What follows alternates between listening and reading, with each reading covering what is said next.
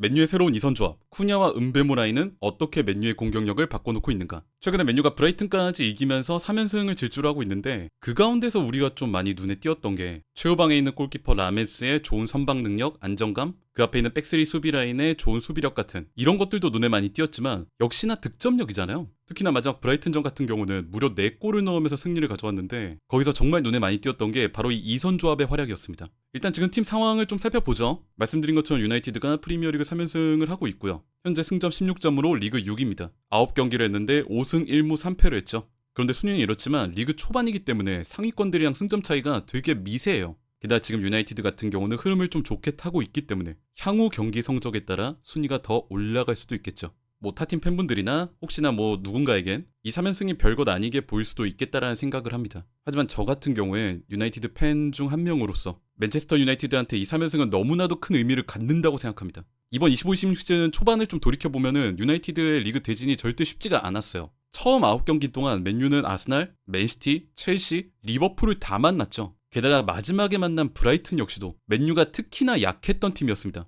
최근 2년 동안 브라이튼이랑 5번을 만났는데 1승 4패를 한 팀이었어요, 맨유가. 이런 절대 쉽지 않은 대진에서 그래도 이렇게 승점을 챙겨놨다라는 거는 심지어 지금 3연승 흐름을 타고 있다는 거는 우리가 충분히 좋게 볼 여지가 많다고 생각합니다. 그러면 이렇게 쉽지 않은 대진에서 맨유는 어떻게 5승이나 챙길 수 있었을까요? 이거는 확신을 갖고 말씀드릴 수 있을 것 같습니다. 맨유가 지난 시즌까지 가장 끔찍했던 부분이 뭐냐고 묻는다면은 저는 공격력, 득점력이 너무나 처참했다라는 걸 꼽고 싶어요. 위에 올라갔을 때 제대로 득점을 해주지 못하는 거, 심지어 빅찬스가 났을 때 그거를 놓치는 거, 슈팅을 가져갈 때 그거를 유슈팅으로 연결시키는 게 너무나 힘들었던 거. 이런 득점력의 부재가 지금 유나이티드는 점점 해결되고 있습니다. 제가 지난 시즌 맨유에 대해서 이렇게 말씀드리는 게 결코 과장이 아니라는 거를 강조를 하고 싶어요. 직전 24-25 시즌 맨유가 어떤 득점력을 보여줬냐? 리그에서 38경기를 했는데 44골밖에 못 넣었죠. 즉 경기당 평균으로 따졌을 때는 1.15골이었습니다. 이게 우리가 흔히 알고 있는 그런 강팀들, 빅클럽들 이런 팀들과의 기준으로 얘기를 했을 때 너무나도 낮은 수치였어요. 거의 2배 가까이 차이가 났죠. 즉 지난 시즌까지 맨유는 경기를 할 때 한 골을 넣을까 말까 하는 정도의 득점력을 가지고 있던 팀이었습니다.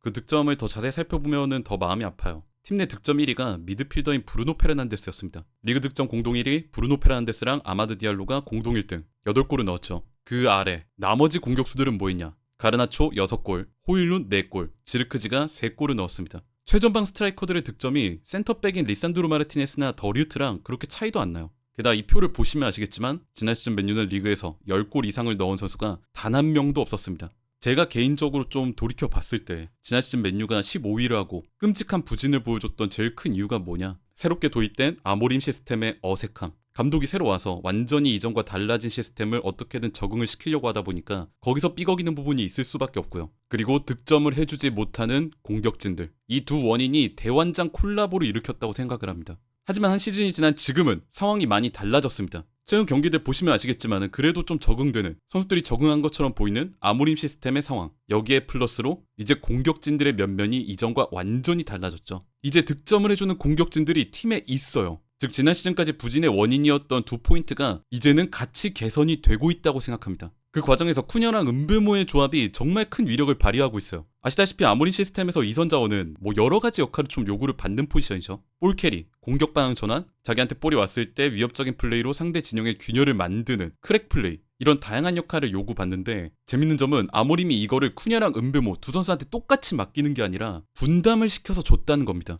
아모림이 이 둘한테 어떻게 역할 분배를 했느냐? 각각의 특색을 파악하고 다른 역할을 부여한 건데 우선 쿠냐 같은 경우는 예전 울버햄튼 시절 때도 그랬습니다만은 넓은 활동량, 단순히 공격 지역 위에만 있는 게 아니라 아래로 깊이 내려와서 볼 소유 플레이에 관여하는 그런 거에 또 강점을 가지고 있는 선수죠. 그러다 보니까 아모림은 쿠냐는 지금 볼이 도는 미드필드나 중앙으로 좁히게 만들었습니다. 이에 비해 상대적으로 은베모 같은 경우는 쿠냐만큼 자주 내려오거나 미드필드에 가담하지 않고 보다 넓게 상대의 견제로부터 조금 더 벗어날 수 있는 측면에서 대기하는 상황이 많이 벌어지죠. 이 둘한테 각자 다른 역할을 부여한 겁니다. 여기서 잠시 채널 운영과 유지를 위한 유료 광고를 진행하고 가겠습니다. 요즘 피곤하고 기력이 딸리고 밤에도 예전 같지 않은 남자분들 귀찮게 이것저것 챙길 필요 없이 딱 한 포로 끝나는 엑기스 6한 올인원 맨즈업을 소개해드립니다. 블랙마카, 아르기닌, 장어, 인삼, 녹용, 복분자, 야관문까지 남자한테 참 좋다는 성분 53가지가 한 포에 들어있다는 제품인데요. 저도 한번 직접 먹어보겠습니다.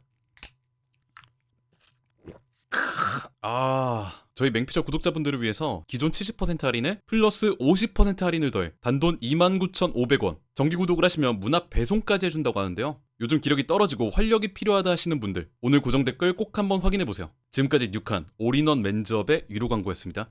아모림의 3-4-1 시스템이죠. 후방에 백스리가 있고 양쪽에 윙백들이 공격적으로 넓게 서 있고 중원에는 투미들, 그 앞에 이선자원 2명, 최전방 스트라이커 하나가 이렇게 위치를 하고 있습니다. 여기서 아모림은 쿠냐 같은 경우는 조금 더 좁히면서 아래쪽으로, 은베모는 더욱 측면으로 넓게 벌리면서 볼을 기다리게 이렇게 다른 방향으로 배치를 했어요. 여기서 더 흥미로운 게 뭐냐면 우리가 볼을 전개할 때, 그러니까 후방 빌드업을 통해서 빠르게 위로 올라갈 때 왼쪽을 택하는 경우들이 많다는 겁니다. 왼쪽 윙백이 11번 공간으로, 쿠냐는 10번과 8번 공간의 사이에 위치, 지금 볼이 돌고 있는 이 공간에 2명의 미드필더도 가까이 가담하고요. 그리고 최근 경기들을 보면은 이 양쪽 스토퍼 중에서 왼쪽 스토퍼, 주로 루크쇼가 있는 이 자리가 전진하는 빈도가 더 높았습니다. 쇼가 8번 공간으로 올라가서 마찬가지로 볼이 있는 공간에 추가적으로 가담을 하죠. 그러면서 쿠냐를 중심으로 한 왼쪽 과부하 상태를 만듭니다. 실제 경기 장면을 보시면 이런 상황을 볼 수 있죠. 왼쪽 스토퍼 루크쇼가 전진해서 가담해 있고요. 지금 볼이 있는 공간에 붙은 브루노 페란데스랑 카세미로, 투미들도 여기에 와 있습니다. 왼쪽 윙백으로 나온 달로 역시도 이 공간에 위치를 하고 있고요. 그리고 왼쪽 이선 자원이었던 쿠냐는 살짝 안으로 좁히면서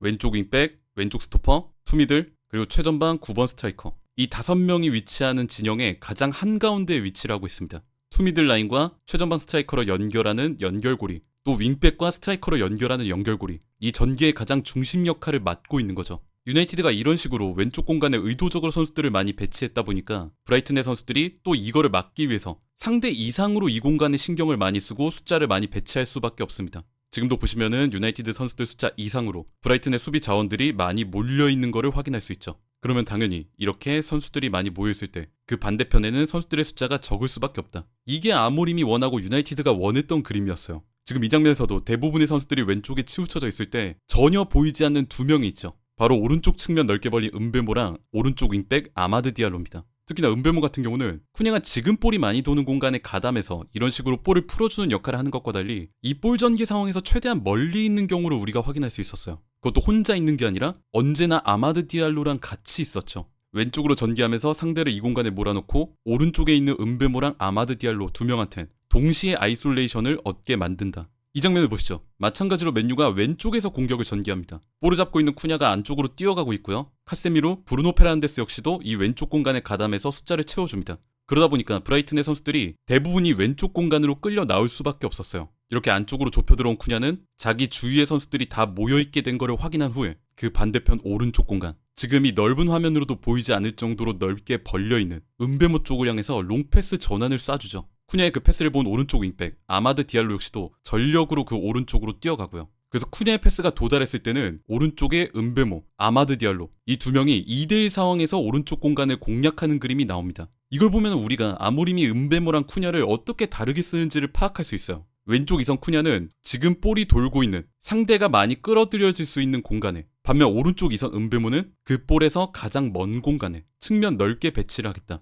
그러면서 아이솔레이션 상황을 얻었을 때 지원으로 올라오는 아마드 디알로와 함께 오른쪽 공간을 2대1 상황에서 돌파하겠다. 즉 팀의 주된 전진 방향은 왼쪽이지만 가장 위협적인 공격 상황은 오른쪽에서 만들겠다. 이런 비대칭 전진성을 아모림이 준비를 했던 것으로 보입니다.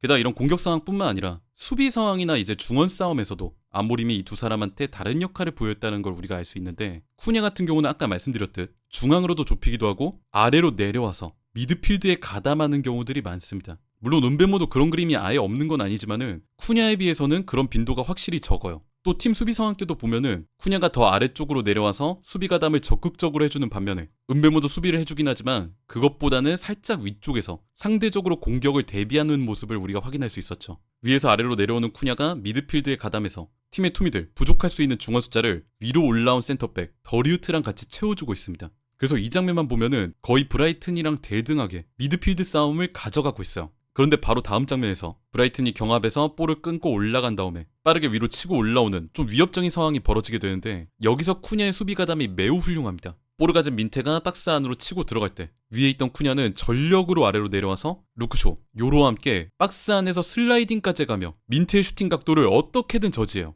그 덕에 유나이티드가 이 장면에서 실점을 하지 않을 수 있었죠. 이런 적극적인 수비 가담을 보면은 아모림이 쿠냐한테 어떤 롤을 주고 있는지, 어떤 플레이를 하라고 지시를 했는지 명확하게 이해가 됩니다. 아까 말씀드린 것처럼 위로 올라왔을 때 볼이 많이 도는 공간에 위치할 것. 상대 공격 상황 때는 아래로 내려와서 적극적으로 수비를 가담하는, 그리고 투미들 가운데 위치하면서 부족한 중원 숫자를 채워주는, 어떻게 보면은 좀 굉장히 활동량 많은 그런 롤을 요구를 했어요. 이 브라이튼전에서 찍힌 쿠냐의 히트맵만 봐도 뭐 8번 공간, 10번 공간, 7번 공간, 심지어 3번 공간, 이 온갖 지역에서 뛰어다닌 걸 우리가 볼 수 있었는데, 열정적이고 활동량 높은 그런 플레이 스타일을 가지고 있는 쿠냐이기 때문에 이런 역할을 소화할 수 있었다. 그리고 쿠냐가 이렇게 플레이를 했기 때문에 브루노 페란데스나 카세미로 같은 기존 미드필더의 부담이 확연히 줄어들었다. 그래서 이날 이런 선수들이 올라가서 적극적으로 공격 가담하고 슈팅을 쏘는 장면까지 보여줄 수 있었다. 그리고 쿠냐가 이렇게 뛸 때 상대의 시선이 왼쪽이랑 쿠냐가 있는 공간으로 더욱더 끌려가게 되고, 오른쪽 은베모는 측면 넓게 벌렸을 때 견제를 더 덜 받게 된다. 그리고 한 번 그렇게 기회가 났을 때 왼쪽 윙백 달로가 앞쪽 세슈코에게, 그리고 세슈코가 이거를 무리하지 않고 오른쪽에서 자리를 차지하고 있는 은베모에게 패스, 박스 안으로 좁히면서 확실하게 마무리, 이런 모습을 보여줄 수 있다. 이렇듯 아모림이 쿠냐랑 은베모한테 다른 역할을 이렇게 부여한 거는 팀 시스템의 기존 약점이었던 부분들을 동시에 보완하는 효과를 만들 수 있었습니다. 기존의 유나이티드가 좀 어려웠던 그런 시스템적 약점이 뭐가 있었냐? 크게 두 가지였죠. 하나는 3-4-1 시스템의 중원 미드필드 수적 열세. 지금 유나이티드는 측면을 위주로 활용하기 때문에 자연스럽게 중원에는 투미들, 숫자가 적은 수적 열세 상황에 빠질 수밖에 없다. 두 번째, 공격 상황에서의 위협성 부족. 뭐 기회를 만들어도 지난 시즌에 있었던 그런 공격수들의 부진, 이런 것들을 생각을 하면은 아무리 좋은 찬스랑 기회를 만들어도 그거를 직접 연결시키는 마지막 한 방이 언제나 부족했다. 이 두 가지 약점이 유나이티드가 참 어려웠는데 그거를 동시에 보완한 겁니다. 첫 번째 약점 같은 경우는 쿠냐가 미드필드랑 중앙에 적극적으로 가담함으로써, 아까 말씀드린 것처럼 지금 볼이 있는 공간에 내려옴으로써 이런 수적 열세 상황을 보충을 했고요. 그 두 번째, 쿠냐가 이렇게 열심히 뛰어주기 때문에 상대는 쿠냐 쪽으로 더욱더 시선이 쏠리고 그 빈틈을 파고들어서 은베모가 확실히 마무리 지을 수 있다. 또 은베모는 그거를 할 수 있는 능력을 가지고 있는 선수이기 때문에 이 다른 역할 분배가 저는 굉장히 좋았다고 생각합니다. 쿠냐는 볼이 있는 공간에 관여한다. 전술 변화는 큰 효과를 발휘했다. 쿠냐는 종종 깊이 내려와 상대 수비수들을 끌어내렸고, 반면 은베모는 측면 공간을 공략했다. 유나이티드는 팀 분위기 반전이 필요할 때 쿠냐에게 볼을 집중시킨다. 그가 어떻게든 볼을 지켜줄 거라는 믿음이 있기 때문이다.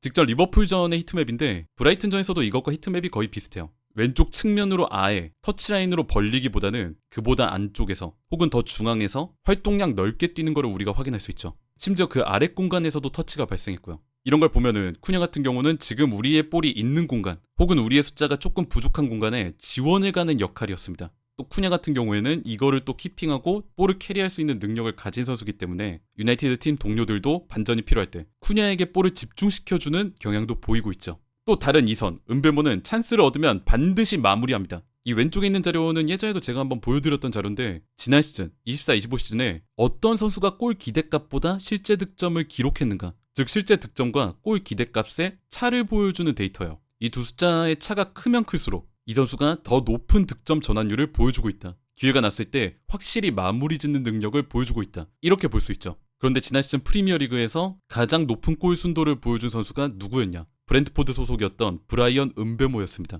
기대 득점은 7.6이었지만은 실제 득점은 15골을 넣었죠. 그러면서 그 차이가 7.4, 프리미어리그 1위였습니다. 물론 그 아래 골 순도 2위가 마테우스 쿠냐라는 것도 우리가 놓치면 안 되겠죠. 은베모의 퍼스트 터치는 매우 아름답다. 그는 이를 통해 공을 쉽게 트래핑하고 팀 움직임의 속도를 유지할 수 있다. 은베모의 추가 시간 막판, 침착한 마무리는 모든 의심을 잠재웠다. 결국 기회가 났을 때 이거를 확실히 마무리해줄 수 있는 이런 공격수의 능력이 얼마나 중요한가를 보여주고 있는 겁니다. 하지만 우리가 또 놓치면 안 되는 게 이 두 선수가 차이점, 다른 역할을 분배받은 것만 생각할 뿐만 아니라 공통점이 있다는 것도 놓치면 안 되죠. 쿠냐랑 은베모의 공통점, 팀의 공격 템포를 늦추지 않는 선수라는 겁니다. 두 선수의 호흡은 아직 초기 단계지만 그들의 자질은 아모림의 프로젝트를 더욱 발전시킬 수 있을 것이다. 두 10번 선수는 유나이티드가 그동안 공격 흐름을 제대로 이어가지 못하게 방해가 되었던 느슨한 패스, 과도한 터치를 하지 않는다. 아모림 같은 경우는 소유권을 유지하기 위한, 점유율을 높이기 위한 패스,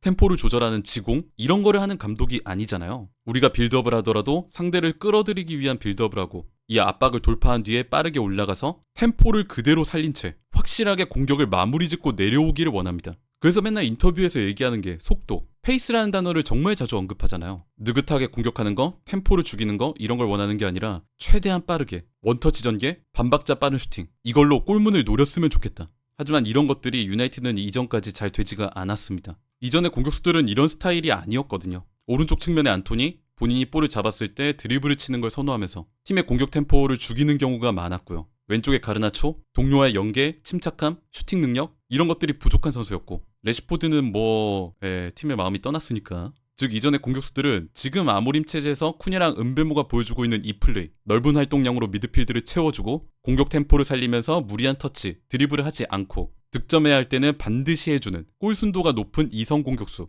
이 역할을 못 해줬어요. 그렇기 때문에 이 쿠냐랑 은베모한테 거는 기대, 지금까지의 플레이에 대한 만족감이 굉장히 큰 겁니다. 이 두 사람은 앞으로도 유나이티드 공격의 핵심이 될 것이다. 이들은 프리미어리그에서 검증이 끝난 조합이다. 그들은 산전수전을 모두 겪어봤으며 번뜩이는 능력 또한 갖추고 있다. 이들이 함께 뛰는 시간이 길어질수록 아모림의 아이디어 또한 발전할 것이다. 다가오는 노팅엄과 토트넘 원정은 분명 힘든 도전이 될 것이다. 하지만 이제 맨유는 위기에 몰렸을 때 끝내 쓰러지지 않는 방법을 터득해 가고 있다. 지금 쿠냐랑 은베모 조합이 가동된 지가 그렇게 오래되지 않았다는 거, 게다가 이 두 사람은 프리미어리그라는 무대가 익숙한 선수들이라는 거, 두 사람이 앞으로 이런 시스템적 호흡을 더 맞춰갔을 때 맨유의 공격이 더욱더 날카로워지고 그와 함께 아모림의 시스템도 변화하면서 발전할 것이다. 이게 바로 지금 쿠냐 은베모가 팀 시스템의 핵심이다. 이런 평가를 받는 이유입니다. 앞으로 두 사람이 유나이티드 공격에 더 많은 활기를 불어넣어주기를 간절히 한번 기대해보겠습니다.